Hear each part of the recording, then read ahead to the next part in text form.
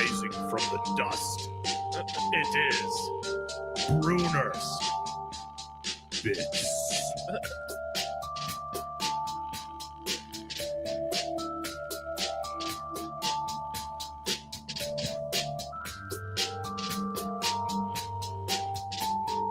What's up, Andy? I'm dying. I don't know why, but I'm having trouble hearing. Oh no. There we go. Hello. Good day. Is it? Is it really?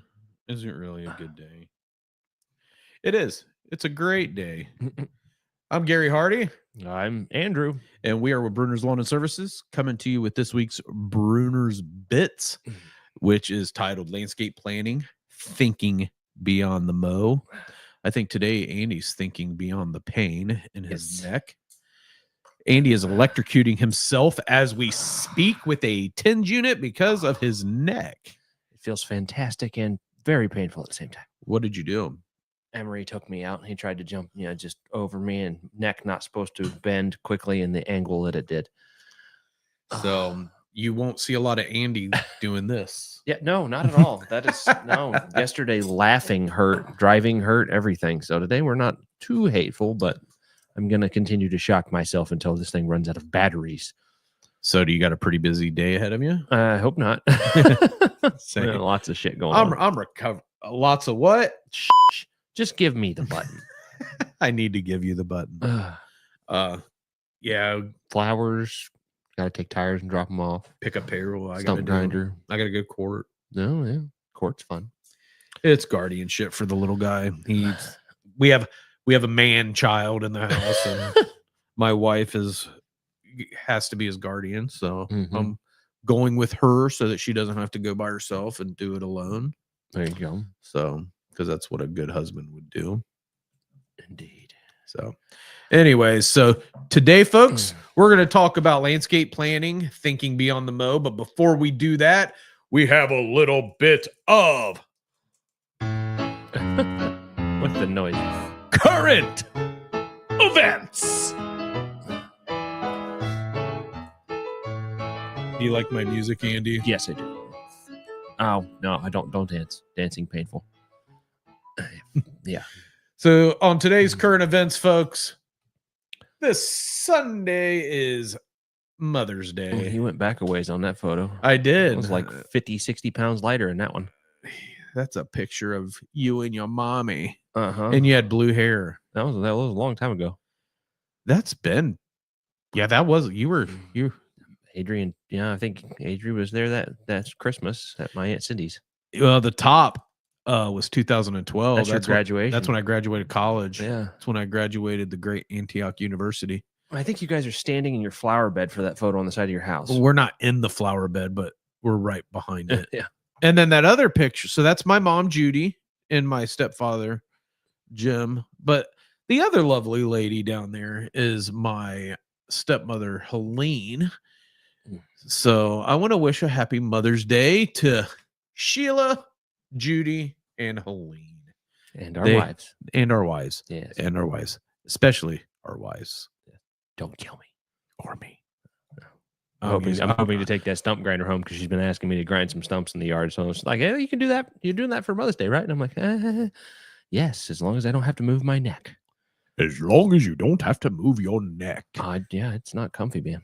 Another thing, in West Carrollton, some legacies are closing. Harold Schnell, one of the first year-round schools in the area, and Harry Russell, both elementary schools that have been around for a very long time. I think both of the gentlemen are buried in the cemetery that we take care of, Zion. But yeah, the schools that those gentlemen are named after, we take care of their burial grounds. But anyways, those schools, they're officially closing. Yep. I've seen a lot of posts about it on Facebook. Schools are one thing that I don't mind paying taxes for, whether my kids are in it or not, because you get some of these old fogies, they're like, no more new taxes. I'm not paying for schools. My kids don't go there. Well, who in the heck do you think is going to be the nurse taking care of you when you die? It's the kid that went to school at Schnell or Shade.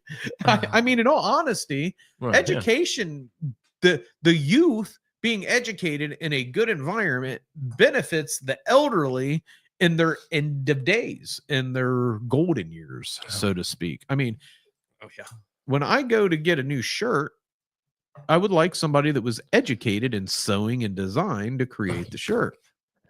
How many people do you know that I actually use a sewing machine besides me? My wife, her sister, my nieces, Oh, there you go. Oh, I forgot about Haley. Haley, yeah. and my wife's sister's kids. Good. You guys came from grandmothers that stuff actually mattered. Yeah. I know how to sew. I know how to use a sewing machine. I just don't. Oh. I took home economics in elementary or middle school. In middle school at Northmont, when back in the prehistoric Back age, in the good old days. we had wood shop for a quarter, Mm-hmm. cooking for a quarter, like checkbook bank financing for a quarter. Yeah, we definitely did that, where you had a makeup family and you had a job you had to pick from, and then you had to do Learn how to all do your checkbooks, Yep. all of that stuff. It's amazing how many guys we send to do something like, do you actually know how to fill out a check? They don't. And they go, Well, the bank, I can Google it. the bank looked at me funny when I told her to start the checks at number one. She goes, "You want me to start at like 20,000 or something?" I was like, "No, number one. It's the first check with your bank. I want to know how many checks I wrote Right. with you guys. I actually use those numbers for what they mean." Right. So we've used less than 300 checks with First Financial, Okay. There you go. and we'll probably use less than 400 in the life of it. Yeah. All right. Anyways, back to current events. So thank you to all those who have went to, been part of, or whatnot in our community at these two schools, Harold Schnell and Harry Russell. And thank you to the construction company. What's the name of the company? Shook Construction, that's building our new schools in West Carrollton. OEO. Until they put the facade on the front of it, it just looks like they're building a prison. Here's the big news, Andy. No Pope. Again, black smoke, no Pope. No Pope. I did some so I put that together yesterday, but I looked down this morning and it was still black smoke. Yeah, So yeah. I had a gray smoke one ready. I Canva, you just type in conclave and it brings up Lots of smoke. lots of pictures. Yeah. I went down a rabbit hole. Did you know that the papacy is the oldest tradition of succession still alive? The conclave dates back to like the 1400s, 1300s, but actually selecting a pope and having a college of cardinals and all that dates back to like the first century, to like the first millennia, the 1000s to 1400s. There were a couple of conclaves that took so long the popes actually died. Years. The people Days died. to years. Well, back and they weren't always in Rome.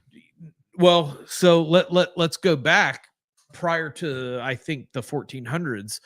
Maybe it was before that. So I'm not a historian, but there was a thing called the Great Schism. That is when the Roman Catholic Church separated from the Orthodoxy. So Eastern Orthodox and the Roman Catholic Church were once a thing. You're so funny looking. It hurts. They separated and Rome became the Catholic Church, and the Eastern Orthodox Church is still located in like Antioch or Constantinople. So the original Orthodoxy Istanbul was Constantinople, Alexandria, Antioch, Jerusalem, and Rome. I'm not doing the dance. I'm sorry. Constantinople. I know the song. Every time I drive by that food truck over there, that song sticks. I want to go there and eat. Anyways, folks, black smoke, no Pope. All right, let's jump into the meat and taters. Taters are good. Taters. I don't think today's going to be a long episode. Probably not. I don't know. We'll see. All right, landscape planning, thinking beyond the mo. So the first thing, folks, you got to do when you're planning a landscape is you got to budget for upgrades. A lot of builders out there. So when you have a landscaping done. Let's go to the beginning. Everybody thinks that it's just mowing when it comes to landscape maintenance. You got landscape planting bed maintenance, you got plant maintenance, you have weed maintenance, you got turf maintenance, you got facility maintenance, like the gutters that leaves get in from the trees, you got arbor maintenance. There's just so many things when it comes to maintaining a property.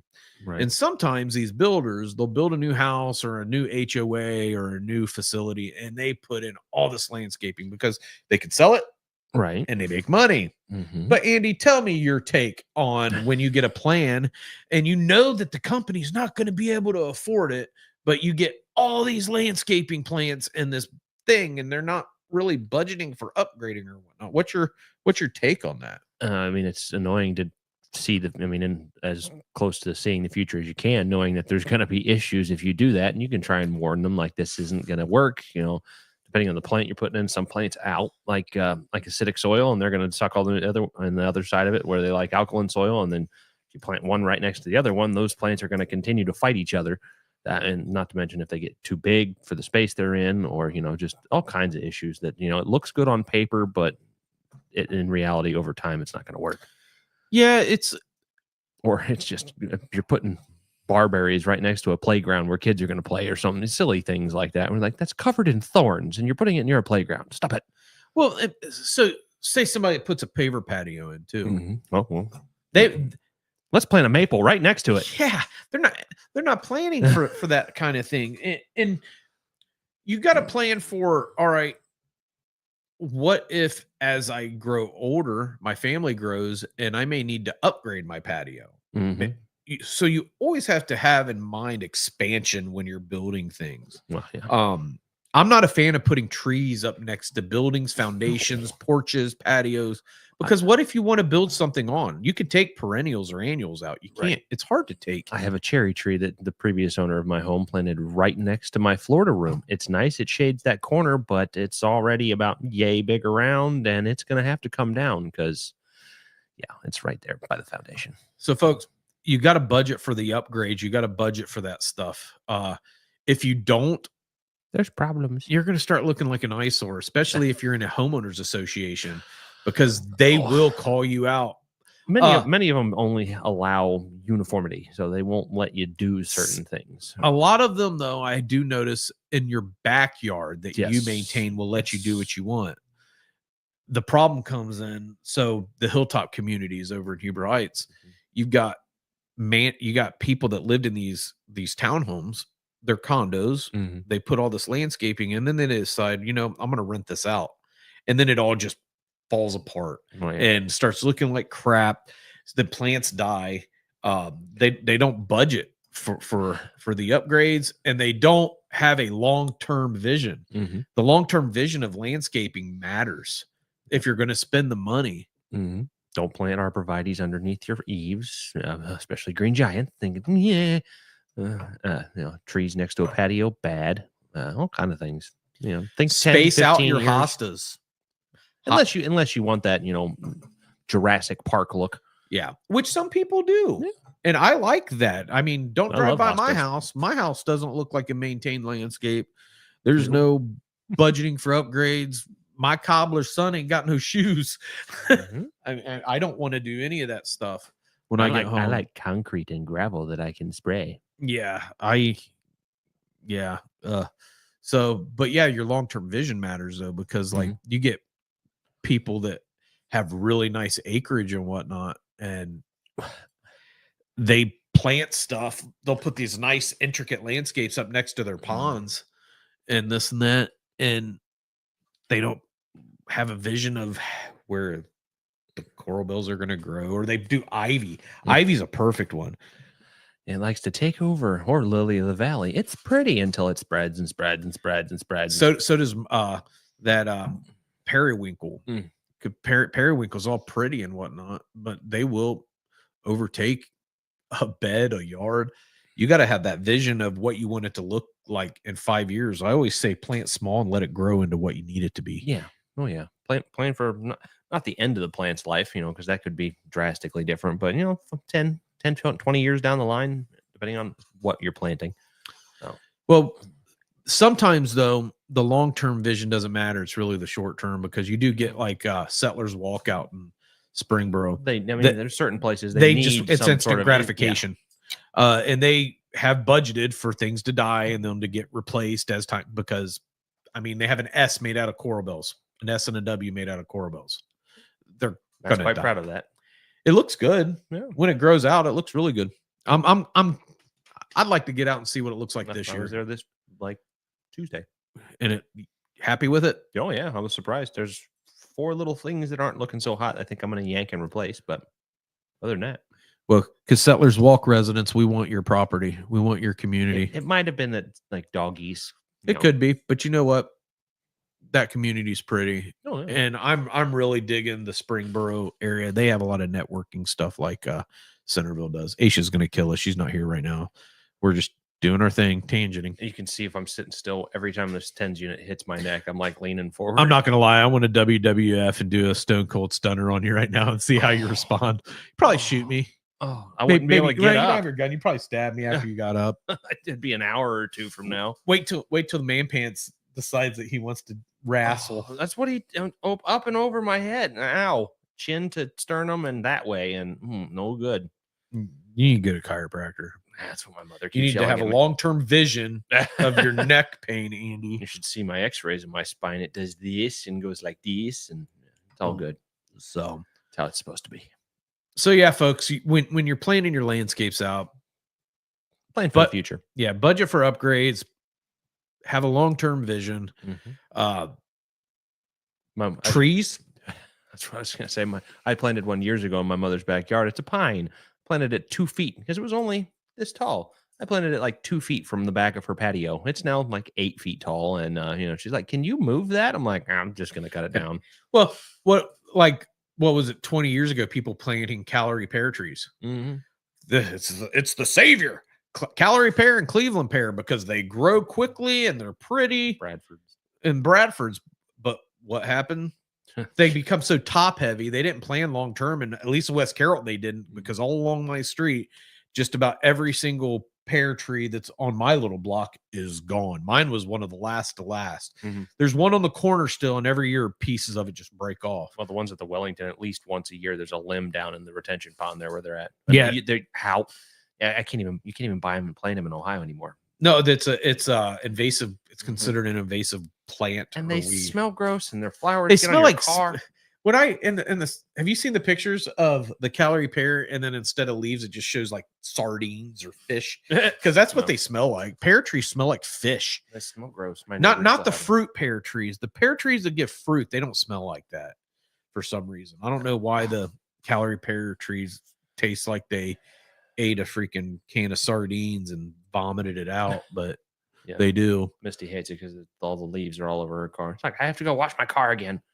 So, folks, if you're looking for a landscape vendor that really focuses on the long-term vision, you can give us a ring at 937-681-4859. Unfortunately, right now we are not taking new residential mowing clients. We are pretty tapped out on the mowing realm, but we are taking landscape projects. And if you need somebody like us that'll help look at the long term, give us a ring. You can also visit our website at brunersltd.com. And then if you're interested, leave a comment below. Shall we continue, Andrew? Indeed. So finally, folks, the last thing you want to do, and this is probably the most important thing when you're building a landscape, you need to build a maintenance strategy. All right. That maintenance strategy is really important, because what if you are 70 years old and you're having a house built with all this landscaping that you can't maintain but don't have the money to pay someone to do it? We just did a proposal for an elderly couple and Huber, and that's basically what happened. They just haven't been able to get out to do any of it in 5 years, and they had a garden. It is now a forest. And they'd like to see it again. I had to climb into it to find what they had in there, but I can see what it used to be. The gentleman there, he is a Korean War veteran. Ow. Okay. Yep. And I don't know if I should claim that as a B&I sale or just a friend sale, because I've known Jeff before I even started Bruners. But I didn't know him that well before I started Burners. I was upset you guys went and got breakfast without telling me. We went to the I know where you the went. Blueberry. Yeah, it's a raspberry beret.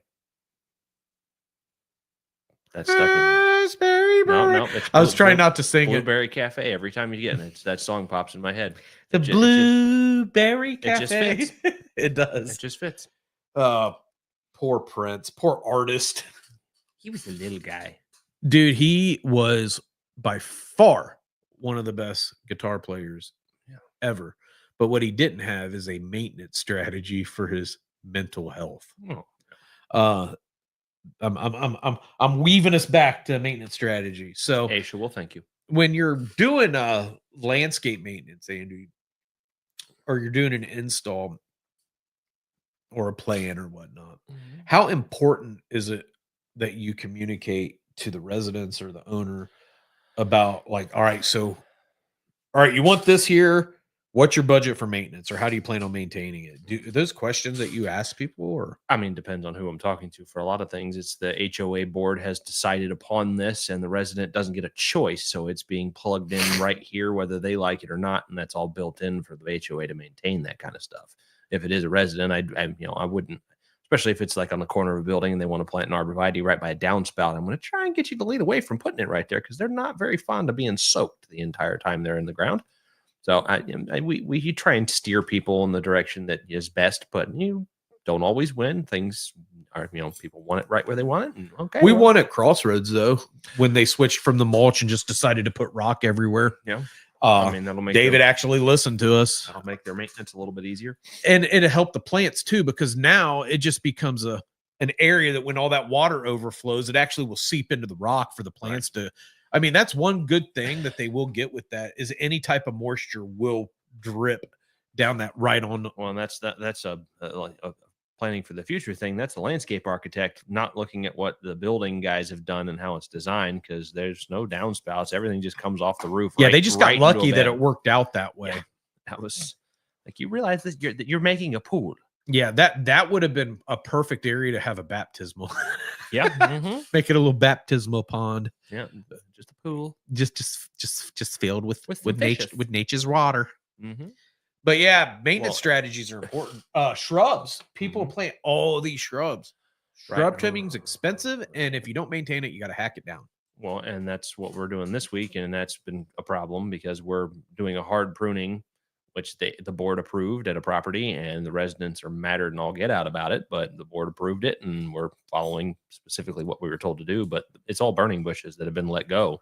We've been lightly trimming them for years, but by the time we took over the property, they were already 10 feet tall and blocking windows. People can't see out their windows, and some of the residents are happy they'll be able to see out their window. Some people were pissed, weren't they? Oh yeah, Matt got yelled at, I got yelled at, and eventually the property manager and the board had to come out and go, no, go away.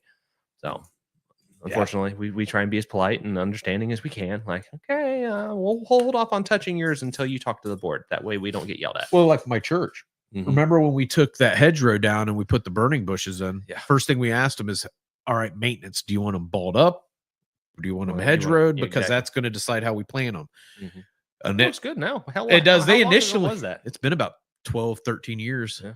They initially did just want them balled up. But now that Daryl's not running it anymore, his daughter said, no, I want them hedgerowed. Because they were hedgerowed. But I told them that if they wanted them balled back up, right now's the time to do it, because we could save them, because it wasn't. But no, they looks really good squared up like that. Oh yeah, I think weren't they by Burnhams that were in there before? No, they were Taxus. Oh yeah, it was those, not the actual Taxus Hicksai. It was or juniper. Maybe it was juniper. Gray owl juniper, so something like that. But they had some nasty sackworms on them. I mean, it was bad. It was really bad. I can't even. It was either juniper or a Taxus, but it wasn't a Hicksai. It was a whole hedgerow. Pulling them out. That's about it. I can't remember what they were. They were nasty. They yeah. It's been a long time. part of me wants to say it maybe was a Taxus Hicksai, just hedgerowed. Yeah, I think they were really big because they were growing over into the neighbor's property around the fence. Yeah, and then the one side facing the church was so bagwormed that you didn't get any of the beauty, only the external Right. Only the neighbors across the street got anything. So I'm really glad that they went with the burning bushes on it, though, because the Euonymus are. Hold on, is it euonymus? Are well, there's the plant. Yeah, it's whoever you're talking to. Pronunciations. So all right, well, peonies, pionies, my grandma always called them pionies. Mm-hmm. My lady, she comes out every time. Don't touch my pionies. I'm like, I know, ma'am. So you got to build a maintenance strategy. So to conclude on this, landscaping from a landscaper's point of view, you got to budget for upgrades. You have to have a long-term vision, like Andy says, plan for the future, and then you have to have a maintenance strategy. If you don't, then yeah, your property becomes nothing more than just a mow and go, have a nice day type of a property. If you want a really nice landscape and you don't have a budget, you can have a really nice landscape that's low maintenance. Mm-hmm. There's loads of stuff to where you just do fall cleanups and spring cleanups. If that, exactly. If that, some stuff dies and you just let it stay there dead, because when it grows back, it eats as a fertilizer, it's stuff. But anyways, so yeah, plan landscaping beyond the mow, budget for upgrades, have a long-term vision. What'd you do? Oh, well, they can't see that. Plan for maintenance. Indeed. You can catch us every Thursday at 10 a.m. for a new episode of Bruner's Bits. We go off on tangents. And next week, we're going to talk about what HOAs and property managers really need. Not what they want, what they really need. Because we all know what they really want: rapid response times and instant gratification. Depends on the time of day. I'm sure by the end of the day, they need a drink. But yeah, right. But if you ask any of our property managers, the real big thing that they want is a company that's going to do what they say that they're going to do. And if they don't, fix the mistakes. Yep. And we're going to talk about that next week. Indeed. So, all right. I'm sorry, Andy. It's kicking my butt. Poor guy. I could see his eyes watering from the pain that he's in.